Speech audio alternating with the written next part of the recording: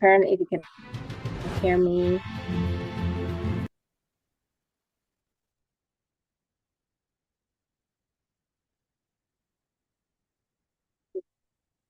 So sorry for the few minutes delay. So we'll just get right into it right now. So yeah, good evening, everybody. Well, good morning, good afternoon, good evening, depending on wherever you're tuning in from. And welcome to the Techeconomy Business Series, July edition. It's great to have everyone here. Thank you so much for joining. Those of you who are joining us for the very first time, and for those of you that have been with us right at the very beginning, it is good to have you here.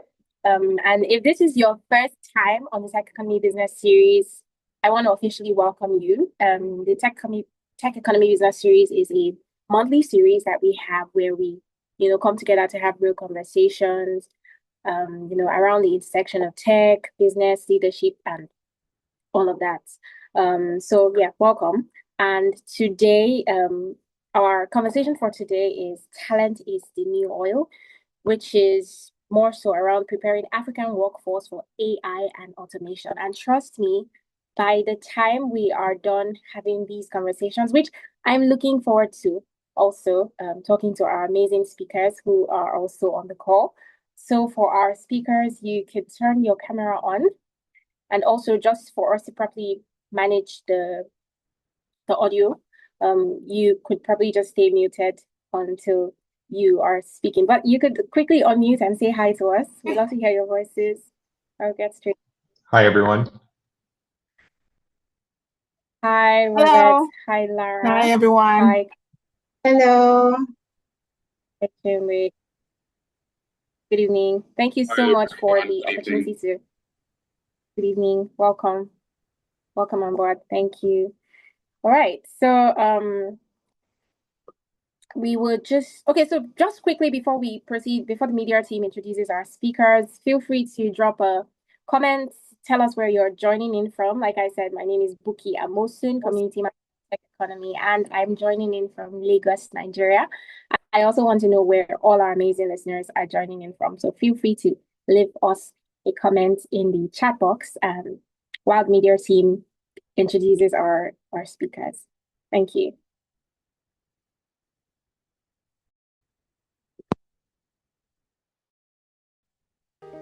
Chinwe Azike is Senior Estate and Team Lead at WTS Blackwoodstone.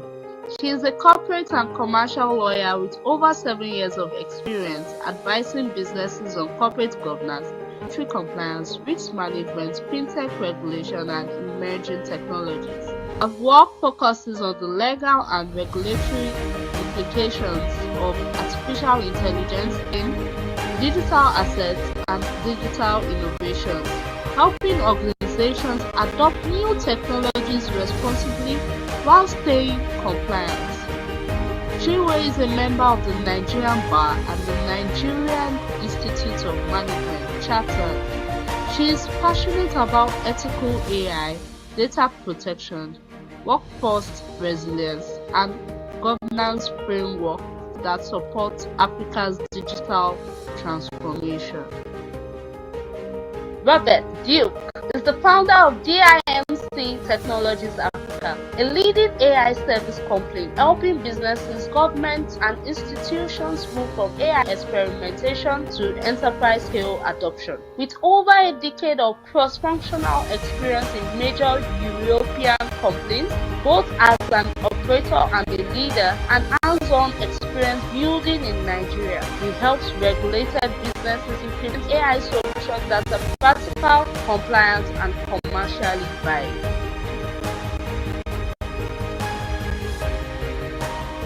Kamal Dandina is the Chief Growth Officer at Dataleum, UK and Nigeria, and a leading AI and DIMC expert. With over a decade of experience in digital transformation, business intelligence, and talent development, he has helped businesses and professionals leverage AI and data for growth. A Microsoft certified trainer and Microsoft certified data analyst, Kamal has trained over more than 9,000 professionals, worked with leading organizations and led AI and data literacy programs that have reached over 35,000 participants globally. He's passionate about equipping individuals and organizations with the skills needed to thrive in an AI-driven economy.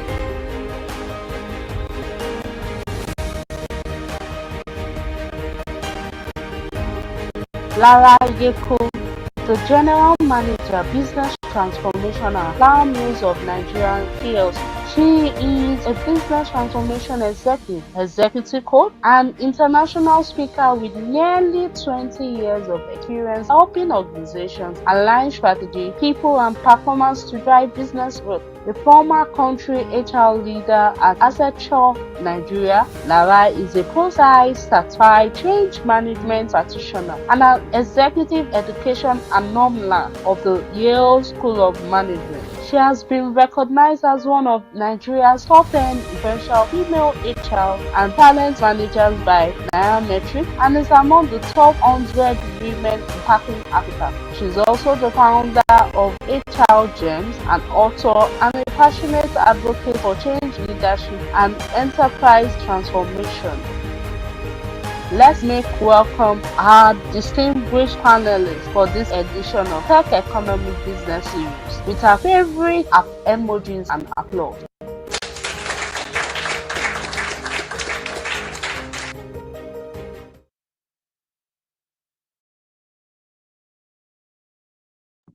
Wow, what an interesting panel I have today, and I'm really looking forward to having a conversation with every one of you. So once again, thank you so much for the privilege. And Lara, apologies for your photo not showing up.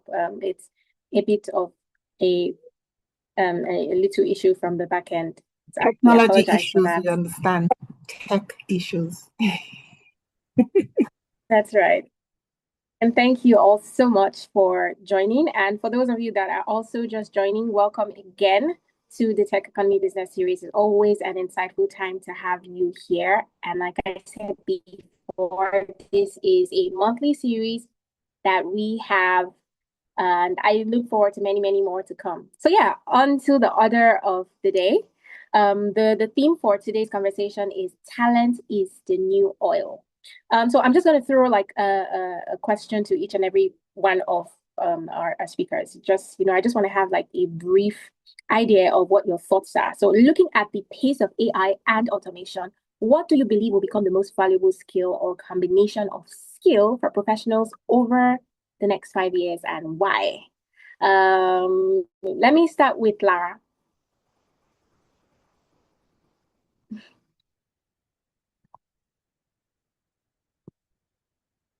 Lara, you're muted. You're still muted. Oh, okay. Yes, please. Please confirm you can hear me, everyone. I can.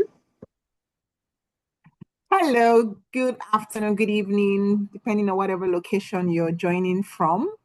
It's such a delight to be here. It's my first time here at the Techeconomy Series. I'm really excited, and I'm looking forward to learning from the rich conversations we're going to have today.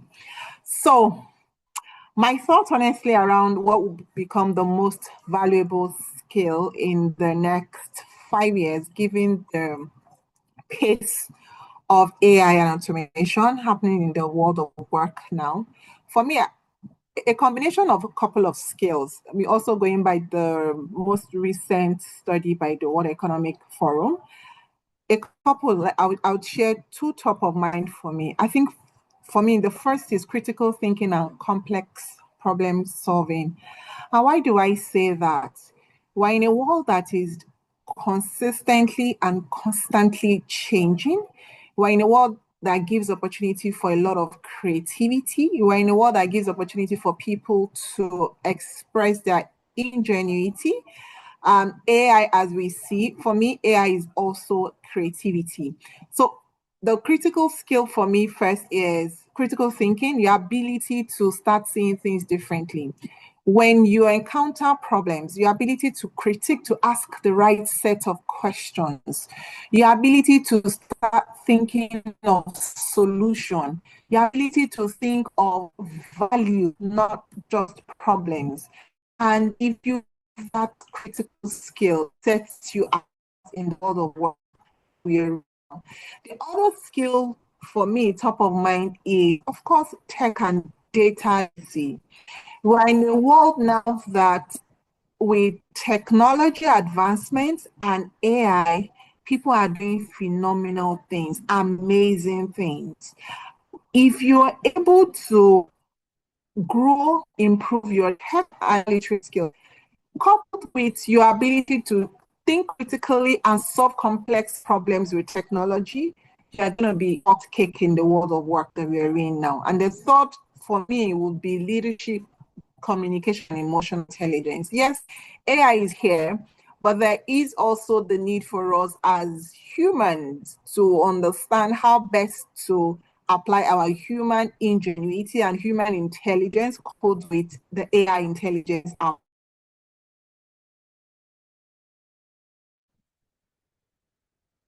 Okay, I think I lost Lara to her network issues, but thank you so much, Lara in Absential.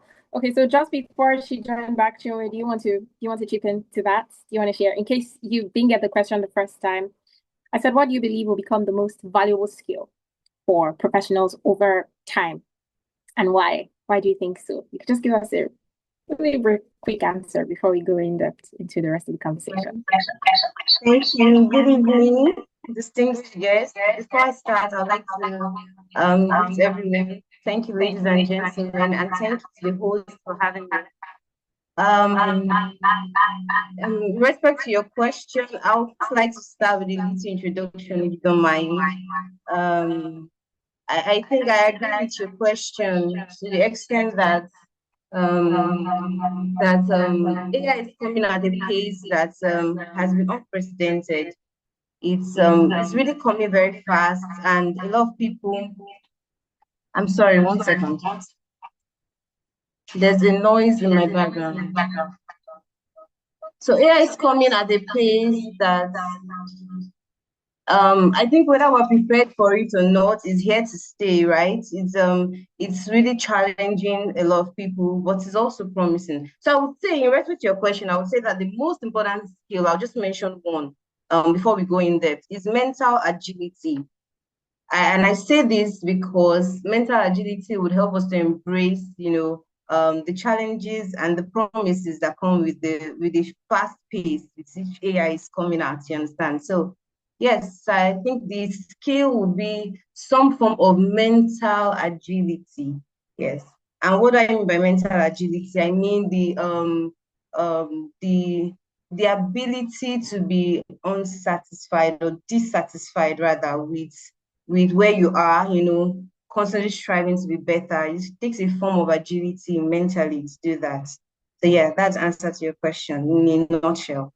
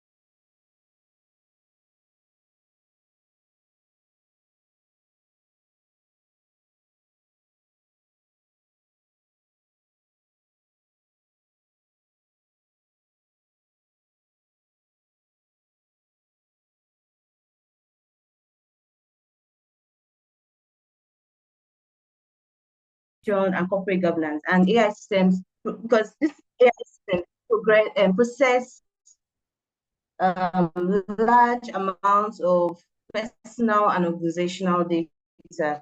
Consequently, compliance with Nigerian Data Protection Act. I'm going to say this because it's going to answer your question eventually. Just stay with me, please. And the general application of the cybercrimes important. A lot of AI and workforce issues interconnect around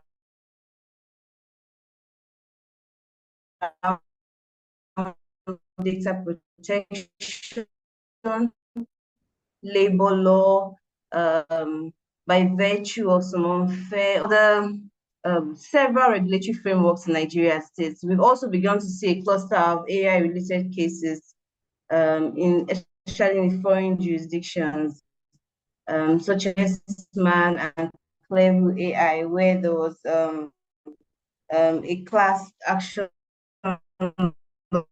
lawsuit against Clearview AI for misuse of biometric data, and the court held in favor of the claimants. We've also seen a very recent one this month, July 14th to be precise, where 26 Meta employees sued Meta, accusing targeting leave or had disabilities. So they have this automated system. The HR, because of the volume of staff, so the HR relies on automation and automated processes to lay people off. And in that case, that they were targeted by the disabilities they had, or should you think employers are looking for at this point? So I think that because of all of this, I'm going to start a question. The recent job search is now very much more defined.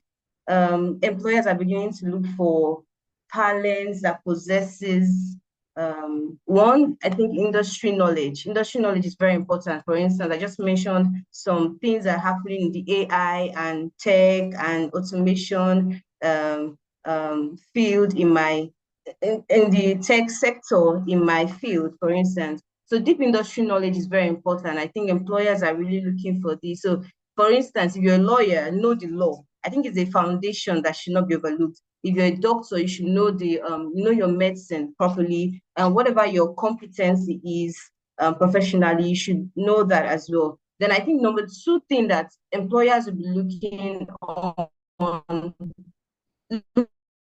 at as an add-on is AI competency and know-how. So does this talent possess simple AI skills and competency with available AI software technologies in that field? My capabilities like thought leadership, like problem-solving mindset, and not really solve how do I say this? Clients give you a job because they trust that you can execute it in a way that AI cannot do it, right? So because most clients they are intertwined and AI cannot solve it alone. So I believe that idea of looking for talents that have a problem-solving mindset that can actually solve the problem, where human needed, they will put in, where AI skills are needed, they would put it in. I think that's a very important factor as well. Then also speed and accuracy with deliverables. I mean, the very essence of this is essentially the backbone upon which AI is widely accepted for faster work. So I think if talent does not still know how to do work faster, even with AI, then it defeats the purpose. So I think, yes, employers will be looking at that. Then, of course, critical thinking and good judgment. So if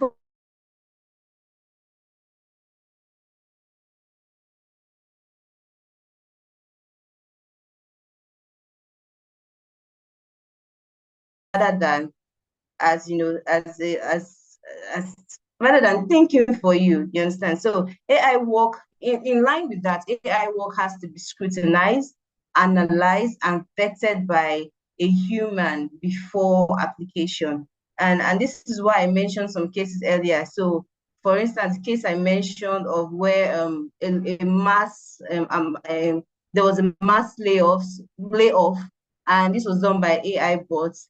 the reason why the case is still in court, but the reason why they'll probably succeed in court is because the Nigerian Data Protection Act requires that one of the principles of using AI or automation is that there must be human oversight.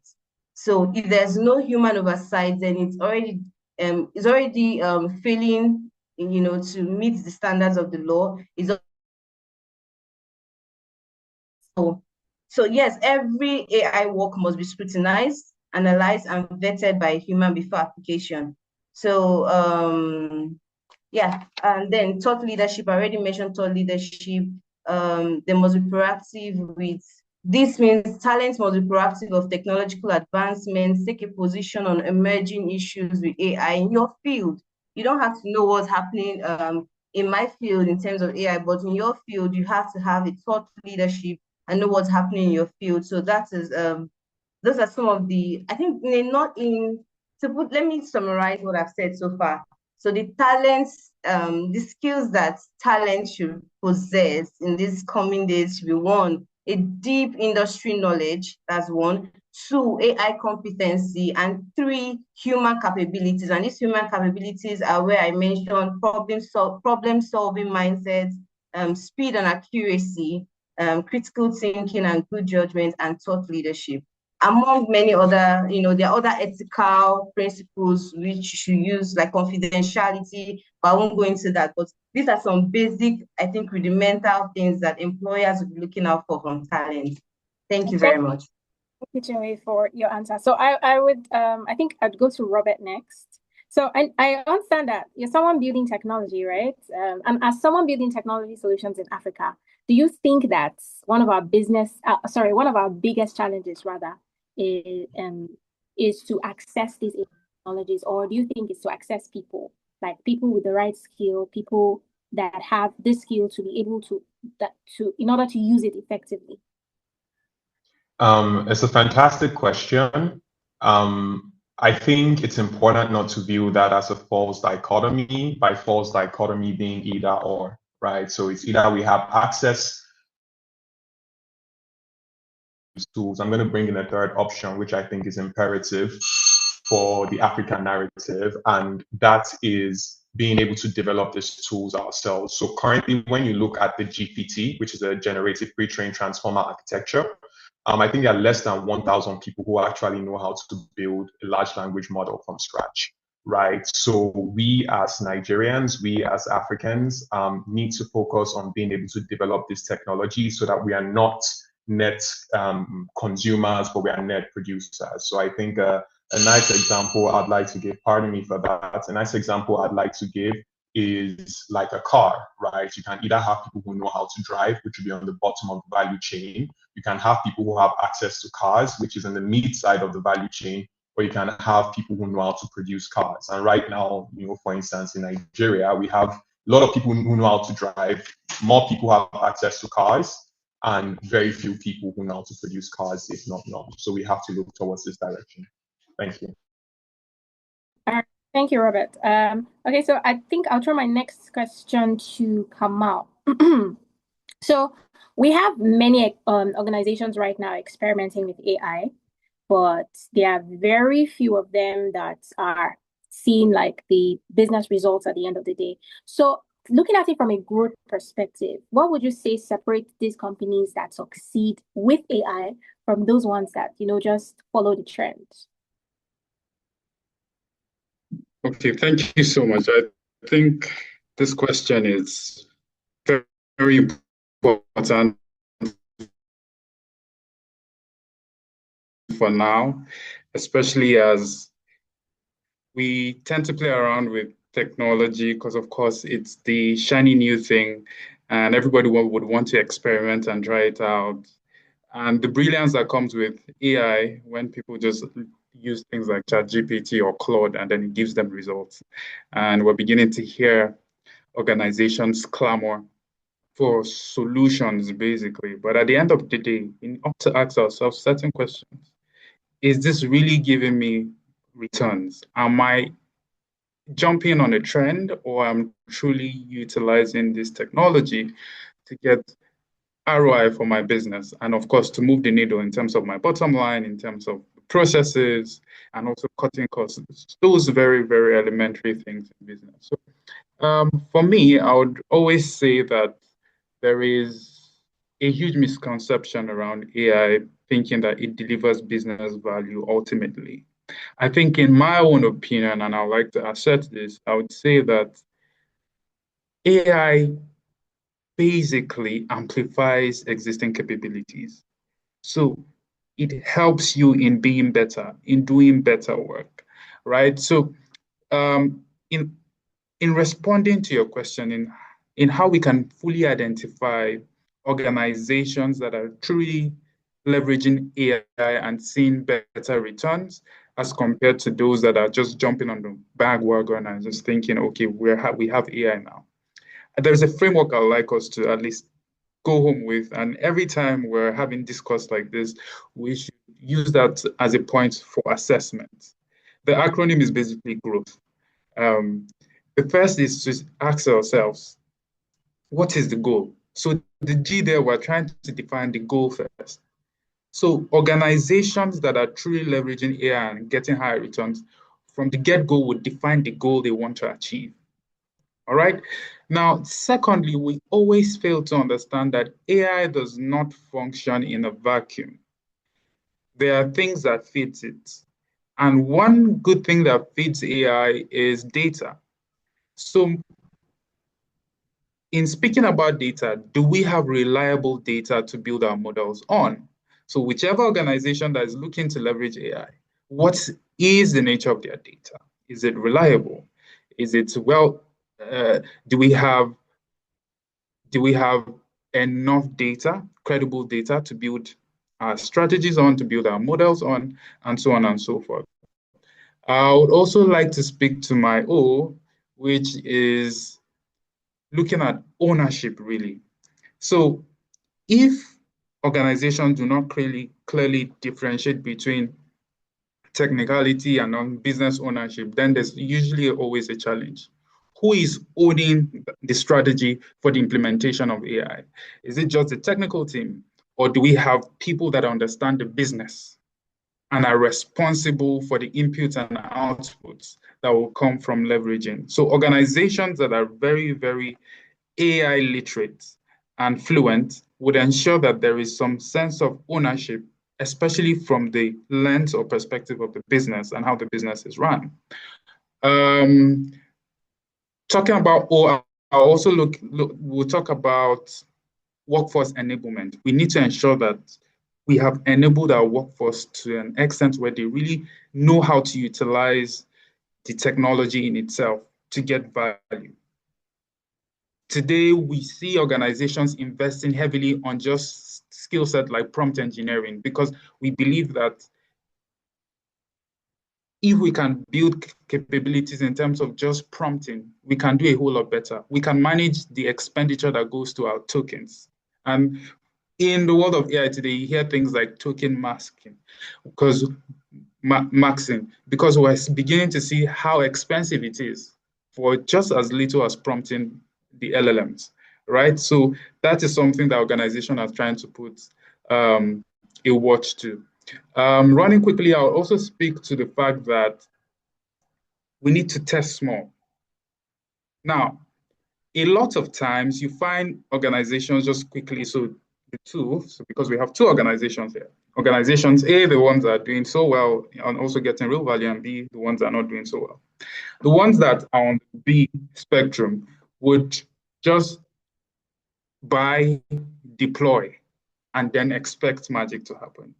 But the ones that are getting true value, what they do, the framework would be, and which is my T, when I say T, I mean test small. The ones that test small would be to think about it, to do a pilot, test it small, measure the outcomes, evaluate it, and see if it works, and then they will have to scale. And then finally, my H would be around human oversight. And I'll take from the last speaker, I think Chinwe, that spoke about humans being responsible for AI as well. So we need to have human oversight, someone that is responsible for evaluating and looking at the systems that we deploy and see the outputs, and we're sure that we're getting best returns from it. All right. So if I may run quickly through my framework that we can use to be assessing organization and see if they're getting true value, would be growth. We need to constantly ensure that there's a goal. We need to look for the reliable data. We need to ensure that there is ownership. So organizations would have ownership. We need to ensure that there is work enablement. So workforce enablement is very key. We need to test small. And then finally, we need to have human oversight. I think essentially that is how we can tell if an organization is doing exceptionally well in terms of leveraging AI and getting good returns, and B, the ones that are just jumping on the bandwagon and, of course, enjoying the glitz and glamour of what AI is today. Thank you so much, Kamal, for your response. Welcome back, Lara. I think we lost you for a bit. So I will just throw my next question to you. So how would you say businesses can introduce AI and automation into how would you say they can introduce AI and automation without creating that fear, that form of fear or resistance amongst their employees?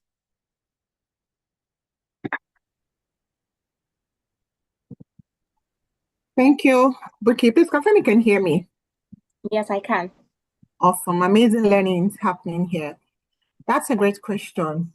And I would like to start my response by building on the comments from Kamal, which is fundamental.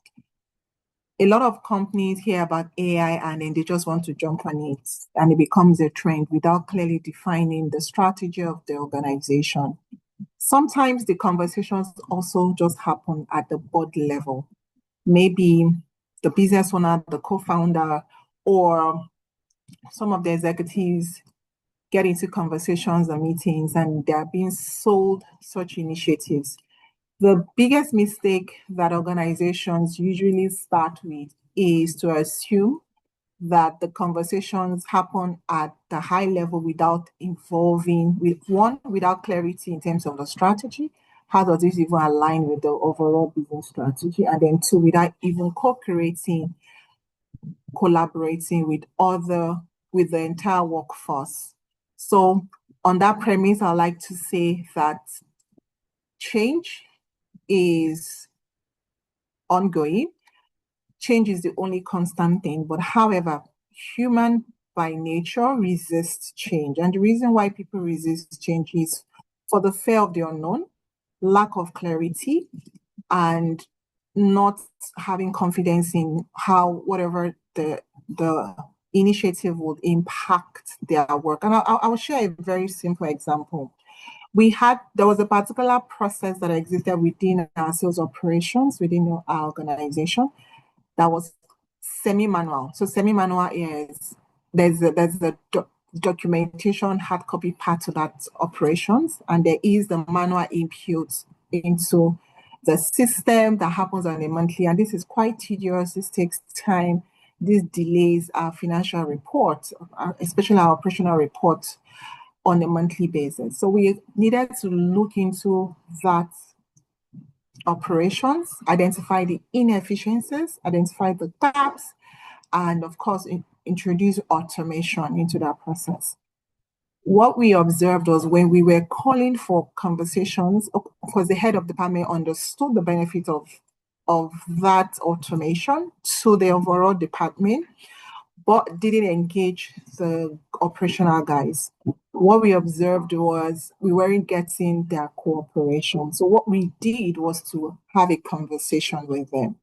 We explained the benefits of automating that process, what it would give them in terms of their work, how it will help upskill them, and more importantly, what's in it for them, which is it will make them shine, to make them be able to produce better work, higher quality of work, and of course, reduce the strain and stress that they have to go to on a monthly basis, entering data from paper and all of those.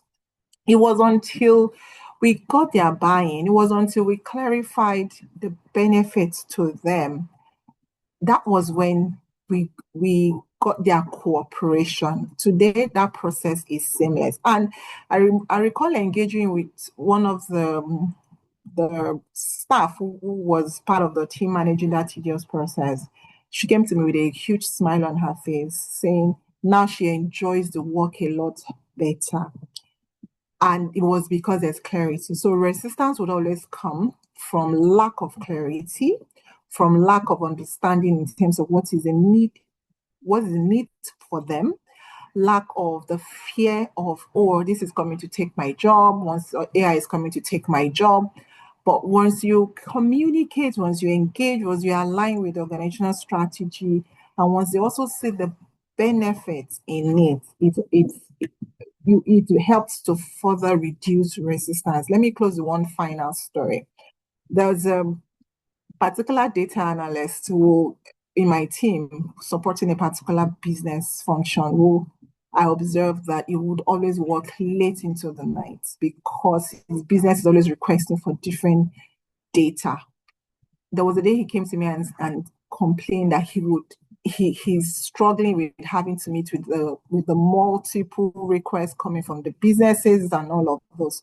What we observed was his knowledge of data was limited to a certain level.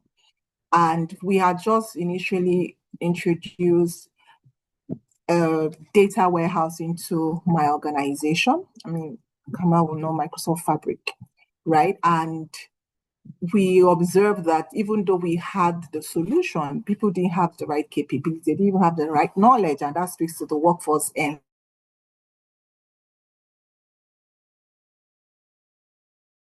data warehouse was sitting there, but people didn't have the right skills and knowledge to engage to make their work a lot productive. What we did was to upskill and train him in Microsoft Fabric and Power BI. Guys, the reporting that takes him a whole lot to extract data from multiple different data sources across multiple systems within the organization with one singular enterprise data warehouse that helps us to now link and synchronize all our data. And with AI, with Copilot, with the prompts, he's made his work a lot. Mommy, mommy, Okay. All right, Thank all you. right.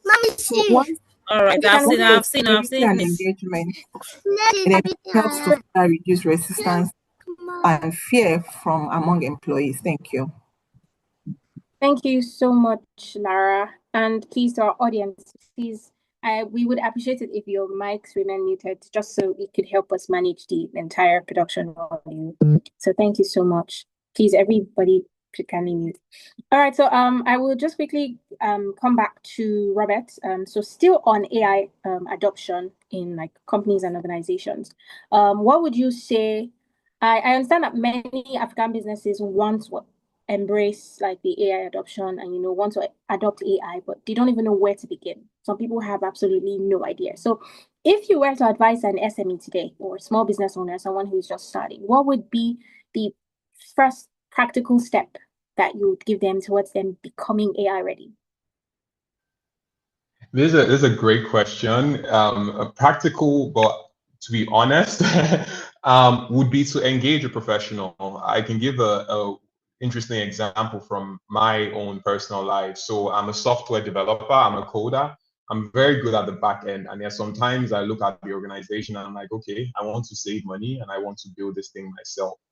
And I build something myself and I end up looking at it and it's decent, but if I were to engage someone who that is specifically their job and their passion, then you're going to get much better quality, right? So it's like whatever you're doing, whatever you're investing in a project, you are going to get returns of those investment that you made. If you invest ₦5 or $5, even if you're getting 100x, you understand it's still limited to $500 versus if you're investing $100 and so on and so forth. Very practical advice if you're not ready to invest yet and you're still being very skeptical. Like Lara mentioned, is in understanding data. So data is the fuel of the AI age. It's understanding how your data is stored, understanding where your data is being gathered from, understanding pricing, which I believe Kamal spoke about in terms of token maxing. Now we've gone from token maxing to value maxing, because not all LLMs are equal. Some charge much more if you're using a Claude, Fable, if you're using a ChatGPT 5.6 Soul, versus if you're using a Mistral, which is an European option. It's much more cheaper on the pricing. So get your data sorted out, understand basically where the data is coming from, understand what your operational goals are, understand how the different tools come to work together.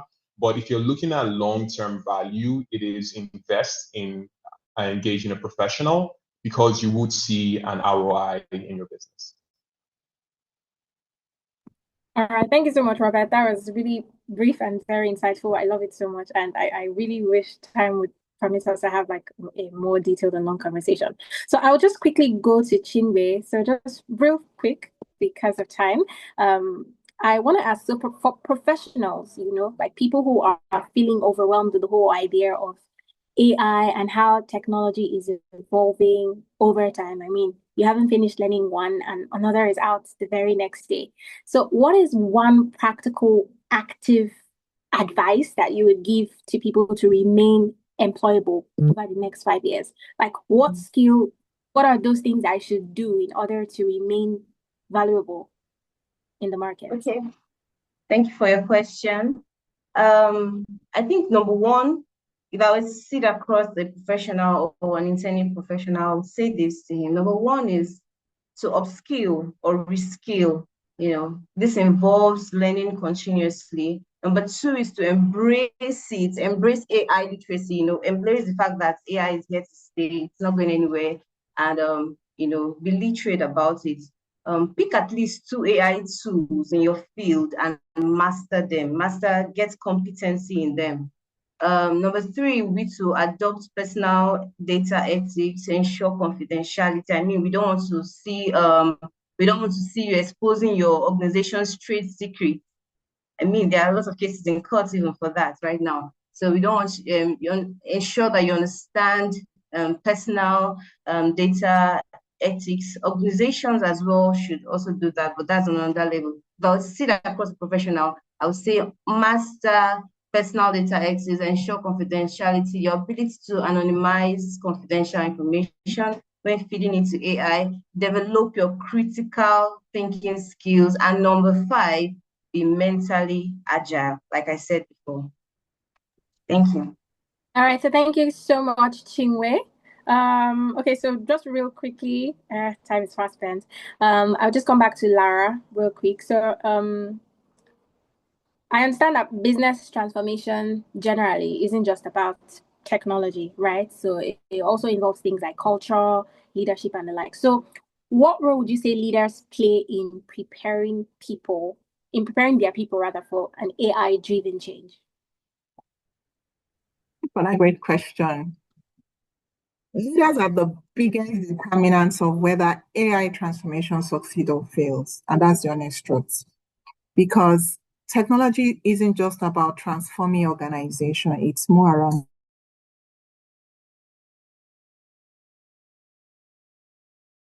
what do I mean?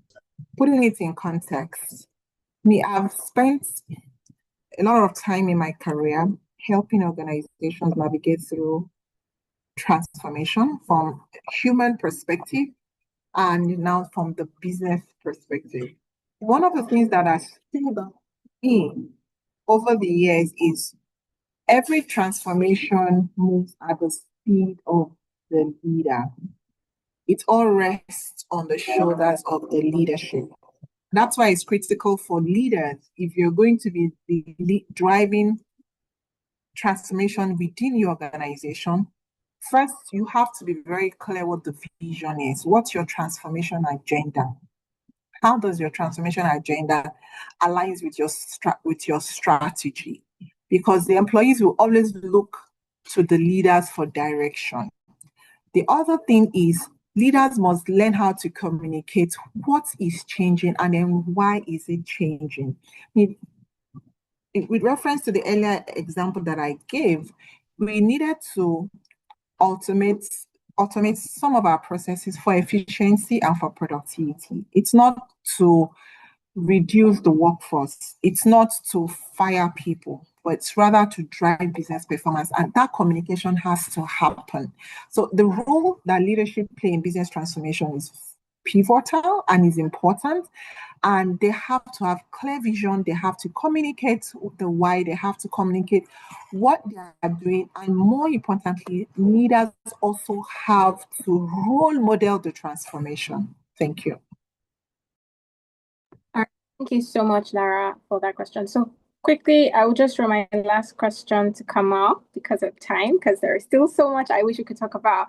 But Kamal, so looking at AI automation, right? So as it continues to be involved in our work, in our routine work, where do you believe humans will continue to create the greatest value inside organizations? Okay, thank you so much. I think we might have to circle back to my first response, and I wish everybody could take this as take this away from this session. Honestly, I sincerely feel that technology keeps evolving, and at the rate and speed in which technology is evolving, human beings can only play catch up, right? So as technology continues to evolve and it's getting better at doing what it's doing for us, it is essential that humans also look at capabilities that make us truly human. And that way there is a clear distinction. And we know that, okay, only a human can do this. For me, when these conversations come up, I have my 4 C's, basically. Critical thinking, that the ingenuity of human beings to think critically about issues. And I think Lara mentioned this earlier in the session. Critically think through issues, having to sift through data, understand certain lines and patterns that even computers might not be able to identify, and solve problems. Humans should continue to do that and improve those capabilities, find mental models to help us even think more critically. Secondly, would be creativity. I know these days we can come up with great prompts or leverage AI to do so many creative work and all that. But the driver of that creativity from the get-go, from the development and architecture of this solution is a human being. Technology from inception was thought out by a human being, was carefully curated to do what it's doing by a human being. So that means the mother of creativity still is a human being, and we need to also expose our minds and learn more in ways that we're more creative and apply that creativity to the work that we do. And I don't think any computer will be able to rival that. Thirdly, from my 4 C's would be around communication. Nobody understands. So when it comes to issues, for instance, imagine you having an AI as your nurse in a hospital, right? Or a computer having to empathize more than a human being can, or communicate certain feelings and emotions more than a human being can. I cannot begin to imagine that happen. And if it does happen, I think humans will always edge computers in this regard. And I think my final C typically would be around my final C, communication, critical thinking, and then finally, yes, my final C will be character. Today, the main conversations we're having is around ethical usage of AI. We're asking ourselves, if computers become they become really autonomous, where they are making decisions by themselves at all times, would they really stick to certain ethics that guide human code of living, right, and sustenance? Would they really be empathetic? Would their judgments be fair without bias? And I think human input is very important in this regard, right? So my 4 C's still would be critical thinking, right? Communication, creativity, and character. And these forces, I do not see a world where AI or computers will edge us out. Thank you. All right. Thank you so much, Kamal. And also thank you so much, everyone else, to all of our speakers. All right. So just real quickly as we wrap up, because I'm trying to see how we can work with time. Yeah, I'm just going to throw this out to everyone. So in like 1 minute, or let me say 30 seconds, can you just give us like what's one key takeaway that you would want the viewers here to, take home? So I'll just start with Chinwe. So real quick, what's one thing you want us to remember from this conversation?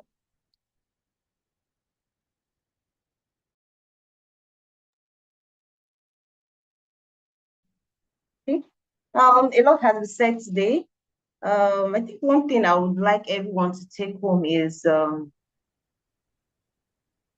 know that AI will not replace people. I think that's the most important key takeaway here.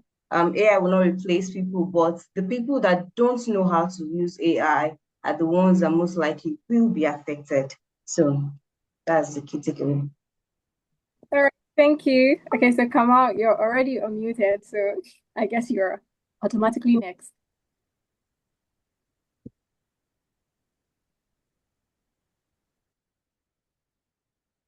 Okay, Bukky, I think a major takeaway for me would be that we keep learning and adapting.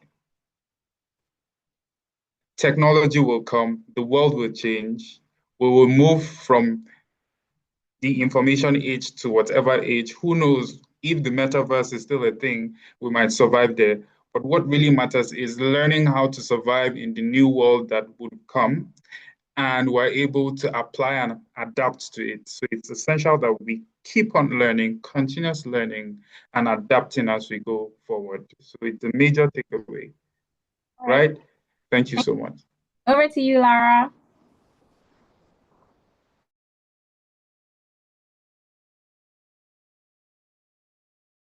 Conversation so far. I think for me is always know that AI is an amplifier. So what is AI amplifying in you? And that's why you need to focus on your human intelligence. And that's where learning, relearning, and unlearning comes into play. Every day, wake up and ask yourself, I am intelligent. What is AI going to amplify in me? It's my human intelligence. So let's shift the conversation from artificial intelligence to human intelligence. Thank you. Thank you so much, Lara. And finally, Robert. Taking a much more global view and wanting to speak pertinent to today's topic, which is preparing Africa's workforce for AI and automation, it is that AI is a chance for Africa's economic miracle. We should not underestimate this technology. It's our chance to become a global hegemon. I really think that a lot of organizations here are going to become multi-million-dollar organizations and multi-billion-dollar organizations because of the geopolitical landscape. So a lot of this technology right now is being subsidized by both China and America because there's an AI race going on. And then we have the chance to take advantage of this subsidy that's going on to build our own economy. When we talk about workforce, we have basically three things with AI. We're going to have humans, we're going to have robots, and then we're going to have cyborgs. What are cyborgs? Cyborgs are human beings that are augmented with AI and automation, right? So this is our chance to become a global hegemon. And I really believe that in the next decade, next 2 decades, we're going to see a lot of really powerful and successful companies come out of Africa. Thank you.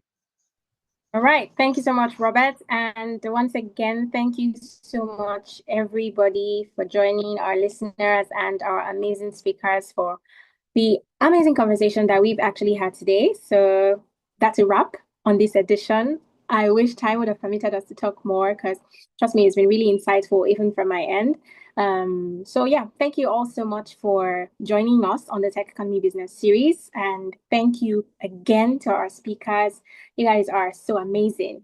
You guys are gems, literally. So yeah, to our viewers and to everyone who's seeing this, remember the Techeconomy Business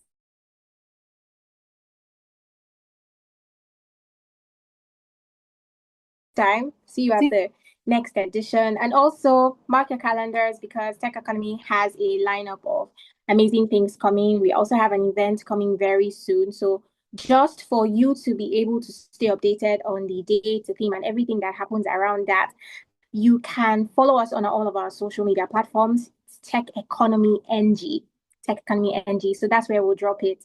And thank you again for joining us. Thank you for your comments. Thank you for your likes. Thank you for your time. Really amazing to have you here. So yeah, like I said, bye for now, and we will see you in the next one. Thank you, everyone. Yeah. Bye. Bye, everyone. Thank you. Thanks, everyone. Bye. Thank you. Bye. Bye, Bukky. Thank you, everyone. Bye.